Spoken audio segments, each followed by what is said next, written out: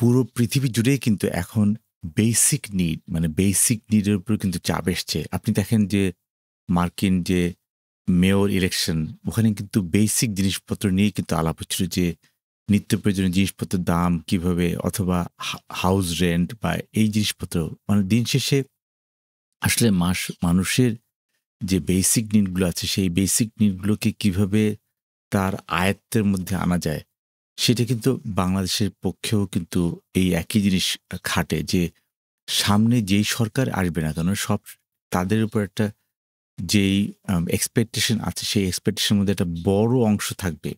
একটা বড় অংশ থাকবে হচ্ছে গিয়ে আমাদের নিত্য প্রয়োজনীয় জিনিসপত্রের দাম কমানো বা অন্যান্য জিনিসপত্রের দাম কমানো যাতে মানুষ এটলিস্ট তারা তাদের লাইফটাকে ঠিকমতো লিড করতে পারে। আর সেইজন্যই কিন্তু সবচেয়ে বড় অংশ হচ্ছে গিয়ে সরকারের খরচ কমানো। সরকারের খরচ কমানোর পাশাপাশি আরেকটা জিনিস দরকার সেটা হচ্ছে গিয়ে সরকার যে খরচ কমাবে বিকজ সবকিছুর দাম কেন বাড়ছে? সবকিছুর দাম বাড়ছে কারণ সরকারের নিজস্ব স্পেন্ডিং অনেক বেশি। সরকারকে চালানোর জন্য যেই খরচ সেটা কিন্তু অনেক বেশি। এর পাশাপাশি আরেকটা জিনিস এসছে সেটা হচ্ছে গিয়ে যে কর্মক্ষেত্র তৈরি করা মানে নতুন, নতুন জব সেক্টর তৈরি করা। আমাদের আনএমপ্লয়মেন্ট রেটটা অনেক হাই এবং আনএমপ্লয়মেন্ট রেটটাকে কমিয়ে আনতে হবে। এখন এই আনএমপ্লয়মেন্ট রেটটাকে আপনি কিভাবে কমাবেন? তো এখানে যে প্রস্তাবনা মানে আমি আসলে এই বইটাতে তো আপনারা জানেন যে এই বইটাতে কিন্তু আমি অনেক আগেই কিন্তু অনেকগুলো প্রস্তাবনা দিয়েছিলাম যে আসলে একটা দেশকে কিভাবে মানবিক রাষ্ট্রে কনভার্ট করা যায়। মানে মানবিক রাষ্ট্রকে মানে একটা রাষ্ট্রকে কিভাবে মানবিক রাষ্ট্রে কনভার্ট করা যায়। তার মধ্যে ১ম অংশ হচ্ছে সরকারের খরচ কমানো। আপনি দেখবেন যে মার্কিন যুক্তরাষ্ট্রে ডিপার্টমেন্ট অফ গভর্নমেন্ট এফিসিয়েন্সি যেটা এলন মাস্ককে দিয়ে উনারা শুরু করেছিলেন। মানে ব্যাপারটা হচ্ছে গিয়ে দে হ্যাভ স্টার্টেড যে কিভাবে এলন মাস্ক আসলে দেখিয়েছিলেন মানে যতই এলন মাস্ক এটা নিয়ে অনেক নয়েজ করেছেন বাট এলন মাস্ক কিন্তু দেখিয়েছিলেন যে সরকারের খরচ কিভাবে কমানো যায় এবং এলন মাস্ক কিন্তু যদিও উনি শেষ পর্যন্ত উনি গভর্নমেন্ট সিস্টেম থেকে বের হয়ে গেছেন কিন্তু উনি কিন্তু চোখে তুলে দেখিয়েছেন যে সরকারের খরচ কিভাবে যে আসলে আ কমানো যায় বা সরকার কিভাবে ডুপ্লিকেট, ট্রিপ্লিকেট মানে একই কাজ ৩ টা ডিপার্টমেন্ট করে। এই জায়গাটা কিভাবে কমানো যায় এবং সেই জায়গাটাতে কিন্তু আ এলন মাস্ক দেখিয়েছিলেন এবং সেখান থেকে কিন্তু ট্রাম্প অনেকগুলোই কিন্তু আ তার আইডিয়া নিয়েছেন।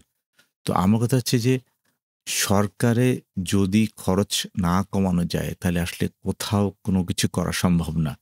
বিশেষ করে এমপ্লয়মেন্ট জেনারেশন মানে আপনি এভাবে চিন্তা করেন যে সরকারি যতগুলো সার্ভিস আছে, সরকারি যত সার্ভিস আছে সেগুলোকে যদি আপনি প্রাইভেট সেক্টরে না নিয়ে আসেন, ধরা যাক আপনি পাসপোর্ট, আপনি এনআইডি, আপনি ট্রেড লাইসেন্স, আপনি জমির নামজারি, পর্চা বা সরকারি যত সার্ভিস আছে মানে সবকিছুকে যদি প্রাইভেট সেক্টরে না নিয়ে আসা যায় তাহলে কিন্তু এই এমপ্লয়মেন্ট বাড়বে না।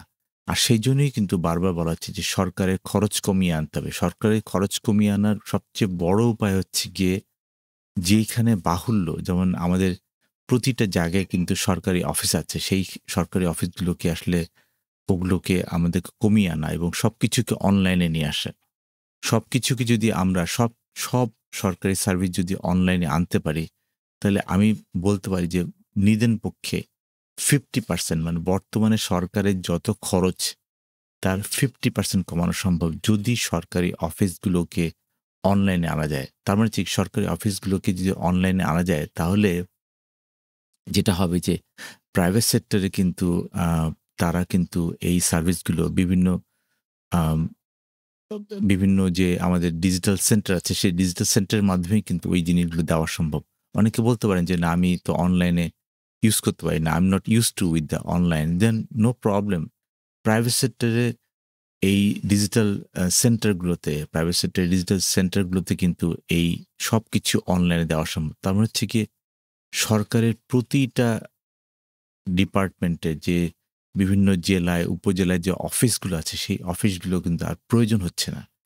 তার মানে হচ্ছে গিয়ে এখানেই কিন্তু 50% কিন্তু আপনার আ খরচ কমিয়ে আনা সম্ভব। সরকারের খরচ কমিয়ে আনলেই জব ক্রিয়েশন হবে বিকজ সরকারের সেই ধরা যাক যেকোনো অফিসের যে কাজগুলো এখন করছে সেটাকে যদি প্রাইভেট সেক্টরে দেওয়া হয়, আপনি চিন্তা করুন যে বর্ডার কন্ট্রোল মানে সব দেশের একটা বড় প্রবলেম হচ্ছে বর্ডার কন্ট্রোল। সেই বর্ডার কন্ট্রোল সেই এমবাসির কাজগুলোও কিন্তু আউটসোর্স করে দিয়েছে। এমবাসির কাজগুলোর একটা বড় অংশ কিন্তু আউটসোর্স করে দিয়েছে ভিএফএস বা এই ধরনের প্রতিষ্ঠানের কাছে। তার মানে হচ্ছে কি প্রাইভেট সেক্টরকে কিন্তু ইন্টিগ্রেট করা সম্ভব এবং ইন্টিগ্রেট করলেই কিন্তু শুধু খরচ কমে না, এফিশিয়েন্সি বাড়ে। এফিশিয়েন্সি বাড়ে। সো লাইক আমি যেটা বলি যে একদিনে পাসপোর্ট দেওয়া, একদিনে এনআইডি দেওয়া, একদিনে জন্ম নিবন্ধন দেওয়া, একদিনে ধরা যাক নামজারি করা। পসিবল।